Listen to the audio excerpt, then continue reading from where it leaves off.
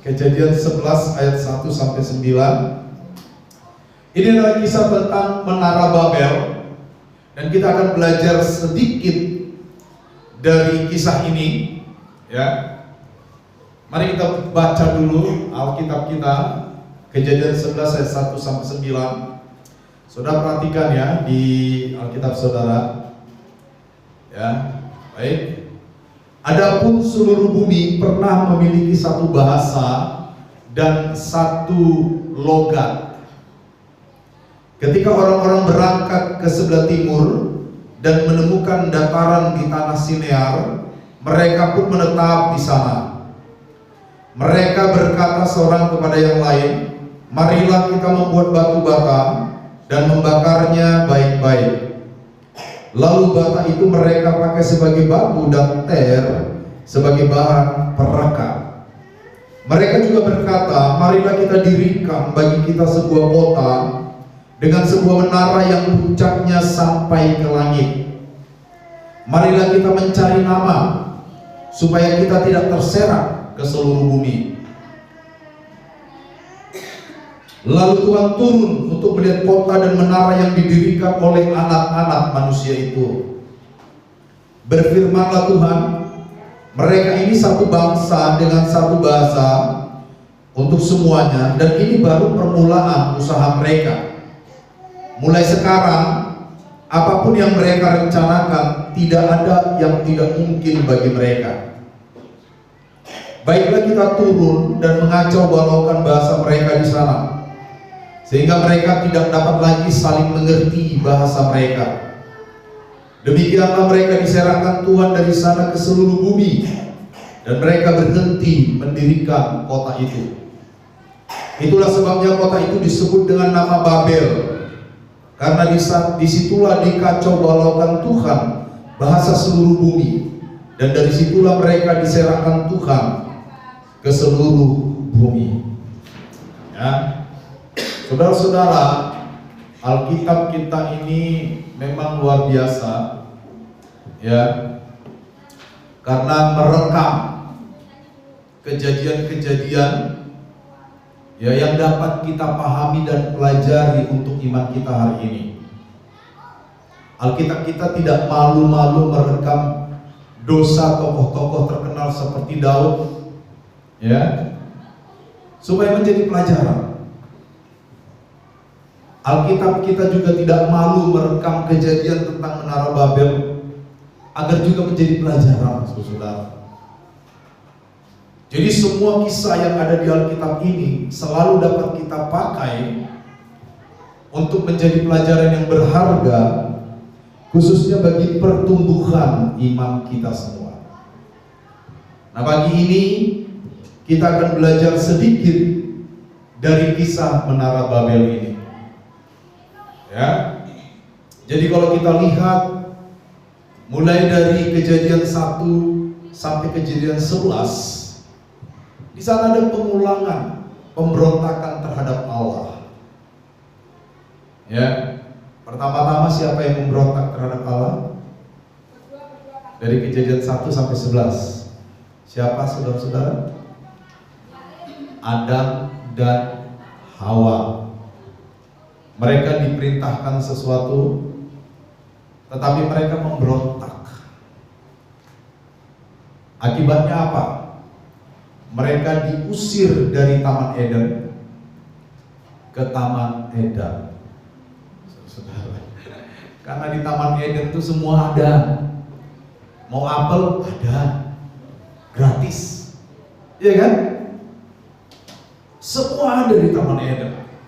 Akhirnya karena pemberontakan, setiap pemberontakan selalu membawa dampak bagi orang yang melakukannya. Mereka dibuang dari Taman Eden. Dan Tuhan berkata kepada Adam, ya, engkau akan mengolah tanah ini, dari tanah itu nanti kamu akan menghasilkan makanan.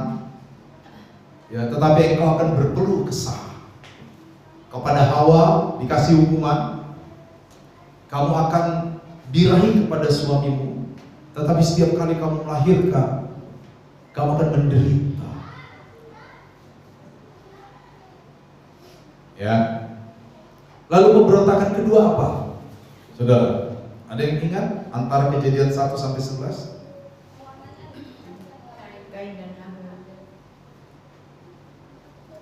Pemberontakan kedua adalah kisah Nuh, saudara-saudara. Ya kan? Kain dan Habil betul, tapi itu antar kakak adik. Ini dengan Tuhan.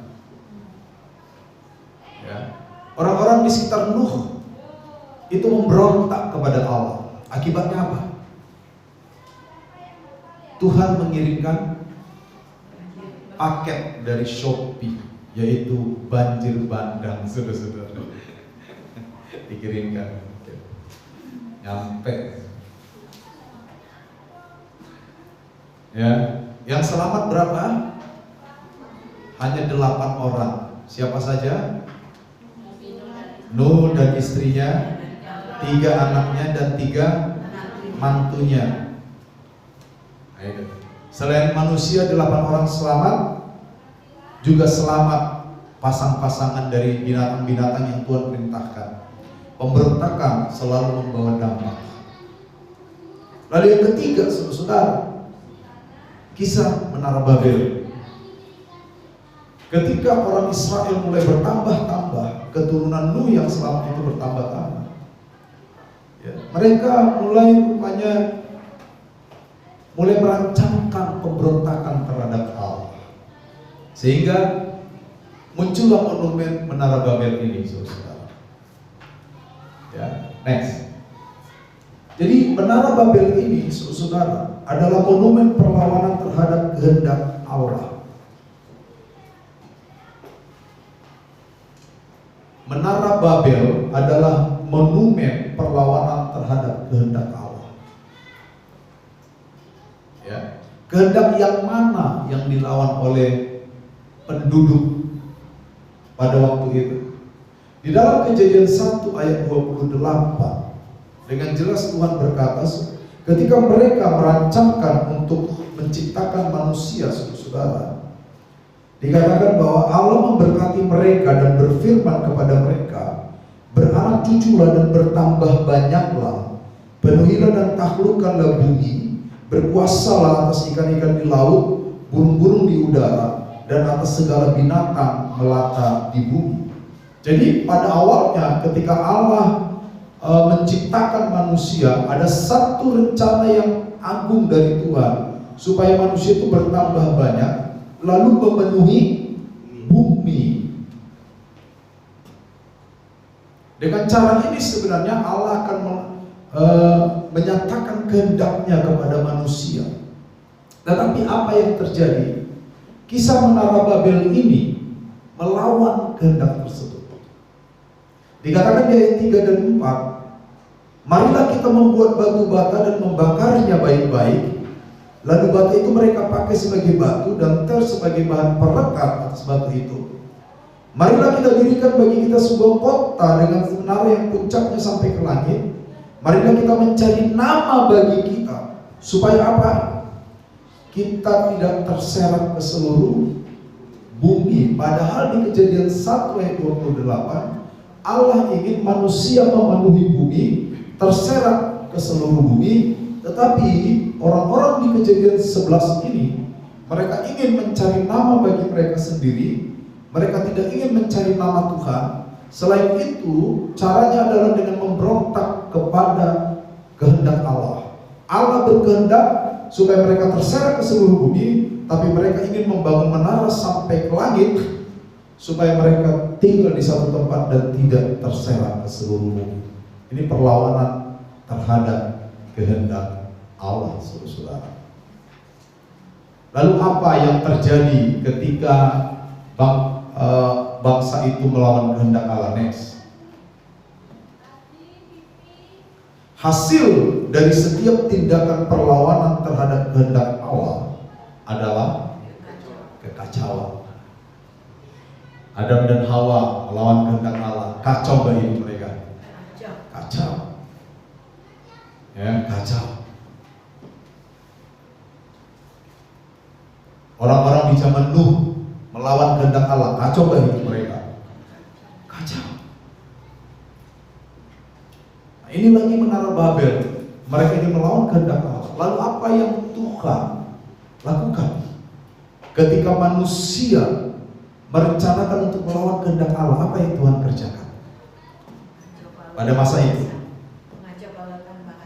Perhatikan, di ayat 5, Tuhan turun melihat kota dan menara yang dibuat mereka. Lalu Tuhan berkata, wah, mereka ini satu bangsa dengan satu bahasa. Mulai sekarang, semua ini baru permulaan usaha mereka. Mulai sekarang apapun yang mereka rencanakan, tidak ada yang tidak mungkin. Bayangkan, yang manusia itu punya kekuatan yang luar biasa. Tetapi kekuatan yang luar biasa ketika dipakai untuk melawan kehendak Allah, ya, sebenarnya saudara-saudara, kita diberikan oleh Tuhan potensi yang luar biasa. Semua kita diberikan potensi yang luar biasa. Pertanyaannya, apakah potensi itu kita pakai untuk memuliakan Tuhan atau sebaliknya untuk melawan kehendak Tuhan? Itu pertanyaan yang harus terus kita tanya kepada diri kita. Kita semua punya potensi dalam diri kita. Nah, manusia-manusia di Menara Babel ini punya potensi. Bayangkan pada masa itu mungkin Menara Babel mungkin ya. Dunia ini kan umurnya baru sekitar 6.000 tahun lebih. Ya mungkin sekitar 5.000 tahun yang lalu atau 4.000 tahun yang lalu. Bayangkan mereka sudah bisa membangun menara yang sangat tinggi. Frasa yang mengatakan sampai ke langit itu benar-benar mengisyaratkan bahwa menara itu menara yang sangat tinggi. Bayangkan, dan menara itu atau bangunan itu dimaksudkan untuk dihuni oleh mereka semua. Berarti kan selain besar dan tinggi kan? Kita sekarang bangun rumah aja kita potong, naik tangga, turun tangga kan, capek gitu. Bayangkan teknologi masa itu udah luar biasa, saudara. Lalu Tuhan berkata, baiklah kita turun mengacau balaukan bahasa mereka. Jadi upah dari setiap tindakan melawan kehendak Allah itu cuma satu, apa? Kekacauan. Dikacaukan bahasa mereka. Bahasa mereka kan satu waktu itu. Entah bahasa apa itu. Yang penting satu bahasa, saling ngerti. Akhirnya Tuhan kacaukan bahasa mereka. Disitulah orang Sunda berkelahi sama orang Jawa. Orang Sunda bagian lantai 2, orang Jawa di lantai dasar. Orang Sunda bilang cokot di sini. Orang Sunda bilang cokot di sini. Orang Jawa bilang atos. Karena apa? Bahasa Sunda setahu saya mungkin salah juga ya. Tapi saya yakin nggak salah. Bahasa Sunda, sebentar, dia wafat. Bahasa Sunda, saudara, cokot itu artinya angkat. Bahasa Jawa cokot itu gigit. Atos, seingat saya bahasa Sunda itu sudah. Atos bahasa Jawa keras. Cokot ke sini, atos, gitu. Atos tapi nggak diangkat-angkat. Cokot ke sini, atos, turun dia berkelahi mereka. Itu kejadiannya di Menara Babel itu.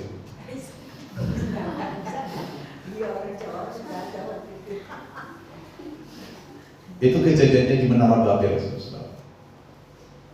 Jadi saudara, makanya saya memang berencana khotbah singkat sekali pagi ini, gak sampai 15 menit. Benar, karena slide-nya cuma habis kan bro. Saya pengen kita menangkap ini dengan hati-hati. Setiap bentuk pemberontakan kepada Allah adalah kekacauan. Semuanya. Saya mau pesan singkat ini mengena dalam hati kita. Saya ingin membangun sebuah jemaat di mana jemaat di dalam gereja ini menjadi orang-orang yang patuh dan tunduk kepada kehendak Allah. That's all. Itu saja. Saya ingin membangun sebuah spiritualitas, ketundukan, seperti 3 babak yang kita bahas tentang Yesus, pencobaan Yesus, setia kepada Allah, taat kepada Allah, setia kepada firman. Saudara-saudara, saya ingin merenungkan ini bersama saudara pagi ini. Khotbah saya sudah selesai. Ada yang pengen dilanjutkan lagi nih? Gak usah ya? Gak usah, udah selesai. Tapi saya ingin kita merenungkan ini. Saya ingin membuat satu kegiatan pagi ini, dan saya mohon saudara melakukannya dengan sangat baik. Semua kita, ya, secara pribadi, jadi tidak ada yang ngobrol satu dengan yang lain, merenungkan ini 15 menit. Cara merenungkannya bagaimana? Saudara boleh tutup mata, tunduk kepala, pokok tidak mengobrol satu dengan lain. Katakan, Tuhan, tunjukkan kepada saya bagaimana selama ini cara hidup saya terhadap kebenaran dan kehendak Allah. Apakah saya suka memberontak kepada Allah dalam hal apapun? Lalu katakan, Roh Kudus, bantu saya untuk mengalahkan setiap pemberontakan yang kadang muncul dalam diri saya.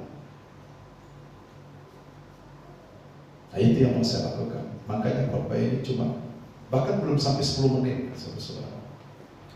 Saya pengen ini melekat dalam diri kita. Amin. Mari kita tunduk kepala. 15 menit semua kita merenung.